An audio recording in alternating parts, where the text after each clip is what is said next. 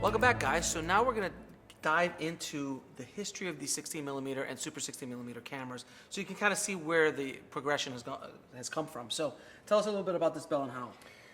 Well, we have right here a Bell & Howell camera. This is called a FILMmaker. So in the idea, they didn't have batteries back then, so these were wind-up. Okay?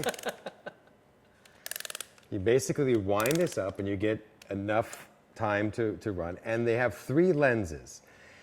They didn't have a reflex system. So what you do is you would have a wide, a medium, and a tight. And then you have these objectives on the side that are in a gear that's attached to the front. Right.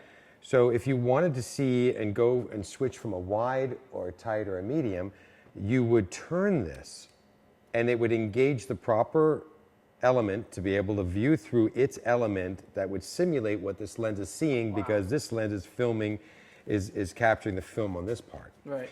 So when you would push this button, it's running approximately 24 frames a second, give or take, especially with a spring. If it's really tight, and if it's going down lower, it's going to, that's why if you see in the home movies, sometimes the speed changes. People will speed up or slow because down. it's like this. But this is bomber. This is one of my first cameras my dad gave me when I was a kid, and it still looks like the same way as today. You actually have a little bit of speed changes on here you can do, and you could actually attach later on a motor instead of being hand crank that would allow you to it, and a base plate if you wanted to. But you would basically look through your left eye, and it wasn't very pretty. It's just a little 4:3 view, and keep it in the frame. So this is more of a newsreel camera back in the day.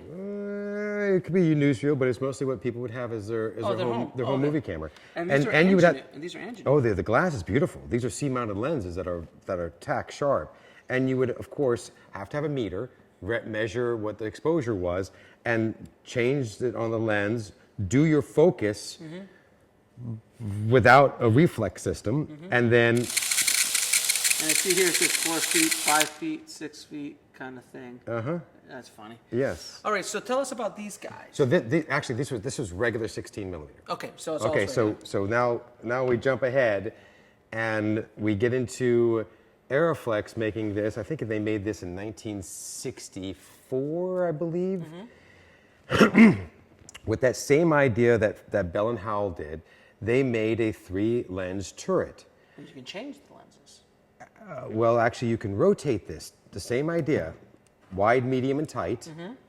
And the difference between this one and this one is that you actually had a through-the-lens reflex system. Okay. So you could see what was happening and do your stop and your focus.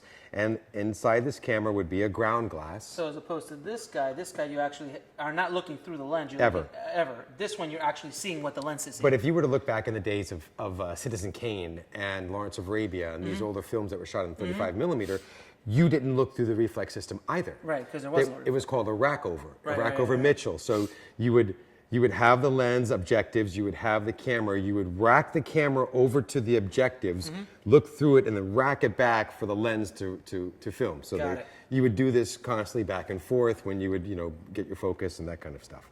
So this one actually has through the lens reflex system. This is not a wind-up. You actually would put a motor into here, and the motor was a variable motor. It wasn't crystal sync, and crystal sync is so that the camera runs exactly at 24 frames a second, and there's no fluctuation. Right. Since our lighting is a certain way, and street lights are not crystal, you're going to get flickering, and that's why movie lights all have a crystal sync, so they match up to the crystal motor, and you got no anomaly with that. But this was made very well that you could ergonomically put your hand in here, hold it like so, and hold it up. Use your right eye now, not your left eye anymore, and you would be able to pull your focus, and then your on-off would be right here on the side. So pretty much you would kind of hold it like this, and then on-off, and this is what, is this 100-foot? This is almost like a transform of the day. This is a 100-foot daylight spool or to add a 400-foot magazine on top of it. So it makes this nice for like, well, today this is regular 16 because you see you have the mount on here. It's called an Arri mount, B mount. This is like, there's no specialty to it. It's just a way to click onto that. It doesn't cover Super. And then threading it was really easy. You take the whole door off. You would open up the gate, and then you'd put your film through here on a daylight spool, such as this one that did not have to be in the dark. You wouldn't do it in broad daylight, like in the shade or something. Sure. You would take your roll in there. You'd put it in there. You engage the motor. Would engage the. You have a pull down claw. Sure. The pull down claw is what grabs the film and makes it do that. And then close the gate, set your loop, because they have a little line here that shows you where the film should travel. If it's lower than that, it will scratch. If it's higher than that, it'll also pinch. You would open this up and thread this through here to your take-up, close this, take your door, seal it up, and you're good to seal go. it up, and then whammo, you're recording. This has they came out with a lot of different attachments. They came out with an intervalometer for it for a time lapse. Now these are pretty loud.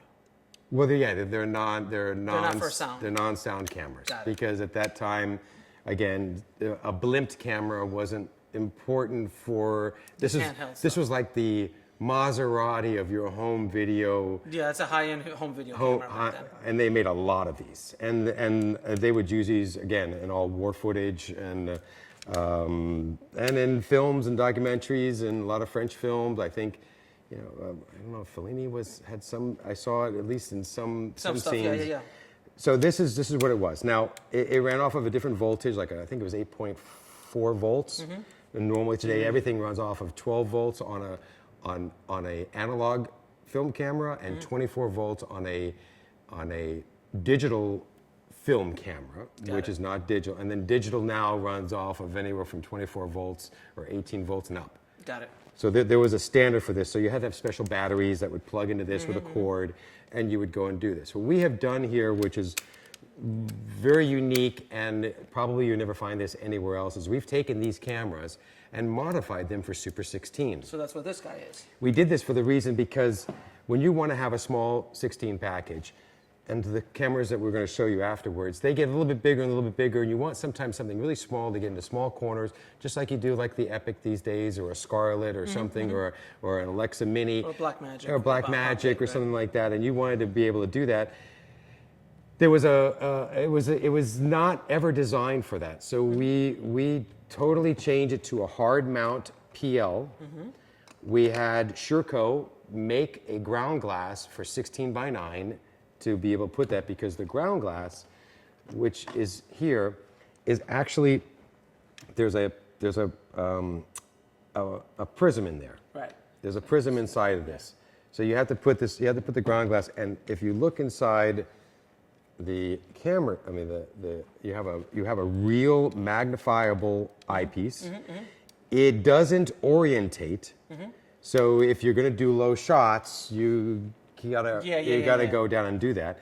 But the inside is all the same, except that the gate was opened up more to accept for Super 16. Yeah, you change the gate out, and the technology is pretty much the And same. then what we did is we added into a universal 12-volt system, and they call this a Tobin motor, and this is a crystal motor. Now, none of this is made anymore, but we have searched it out and found them. So this actual crystal motor will go between 12 frames a second up to 50 frames a second in increments at crystal.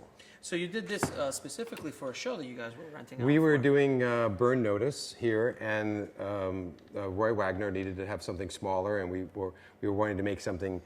The A minima Aton is small, and it takes, actually, instead of 400-foot loads, it takes 200-foot loads.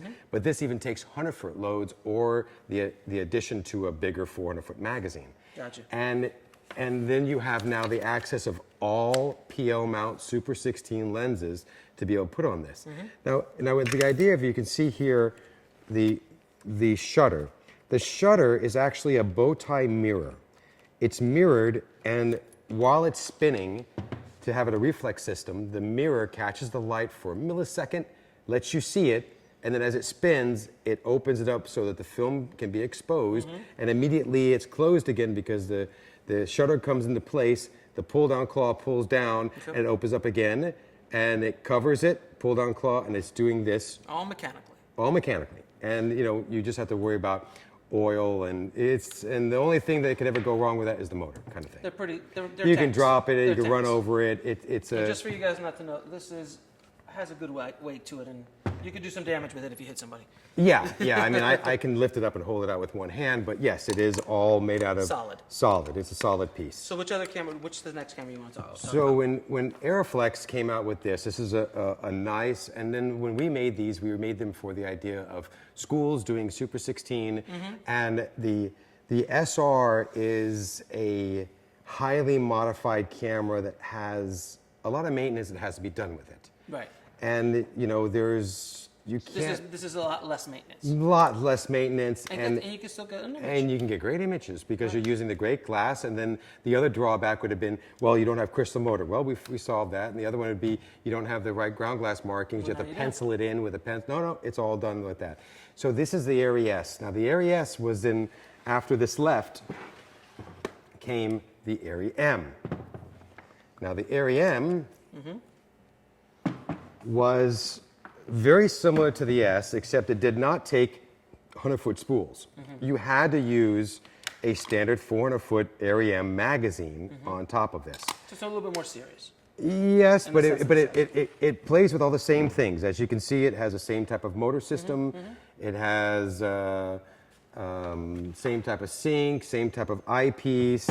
The door did not come off. In this case, when you would go to open this up, you would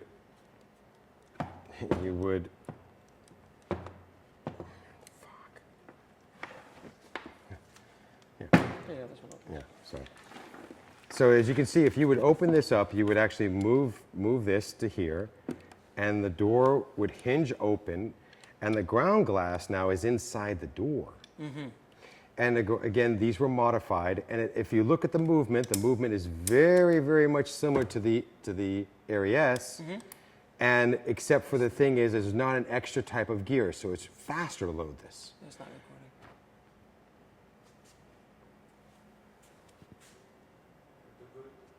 Okay. So we haven't recorded any of that stuff. No, I hit record. So it's faster in recording on.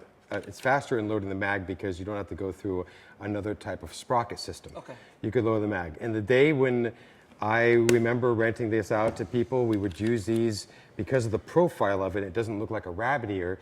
It was really good for using in helicopter mounts. When you would put it in to shoot with Tyler mounts or helicopter mounts out of the side, this is the profile with a motorized zoom lens, gave you a really easy way because as you're in a helicopter or in a special situation, you don't want to be messing with a lot of little things. So we transferred, because the Arri M that is the standard one that's non-16, again had the same idea of 3-lens turret. Sure. And this is that motor, that's a variable motor. So that little clicking is on what speed you'd want to go to. You would look at it and see you have a tachometer that tells you how fast you're going, and an indicator to show you how many feet that you've actually run. And then you would wind it up to the approximately what you wanted to do, or you could go and, which is a really cool gag in camera, which is 2 things you could do with this, which makes it really unique, is you can change the speed fast, so you can get ramping ideas happening in Super 16, and you could also change the lens around, so while you're filming, it would be a mechanical where you would see the internal workings of the mount, and then the new one would come into focus.